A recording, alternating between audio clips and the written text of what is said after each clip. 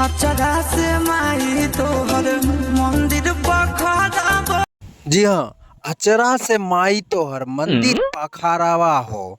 दरअसल दोस्तों सब कुछ समझाने और बुझाने का प्रयास करेंगे। बहुत पुराना और भक्ति देवी गीत है ये आशीष यादव का।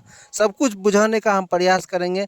अगर वीडियो को देखना चाहेंगे तो देख सकते हैं, नहीं देखना चाहेंगे तो जा सकते हैं, कोई दिक्कत नो प्रॉब्लम है। आइए सब कुछ समझाने और बुझाने का हम प्रयास करते हैं। देखिए आशीष यादव चर्चा का विषय बना हुआ है वो अपने गाने को लेकर, ठीक है। उनका कोई सा भी गाना उठाकर देखिए चर्चा का विषय बना हुआ, ट्रेंडिंग में जा रहा है। तो जाके देख सकते हैं दोस्तों, मैं आपको झूठ नहीं बोल रहा हूँ, विश्वास नहीं होता होगा, जाके आप देख सकते हैं। हर गाना उनका ट्रेंडिंग में जा रहा है, ठीक है। साथ ही साथ दोस्तों हम आपको बता देना चाहेंगे उसका धर्म पत्नी आशीष यादव का शिवानी यादव, ठीक है। शिवानी यादव भी कुछ ना कुछ लेकर चर्चा का विषय बना हुआ रहता है। कभी उनके फोटो को लेकर, कभी उनके वीडियो को लेकर, कभी उनको बेटे को लेकर, ठीक है।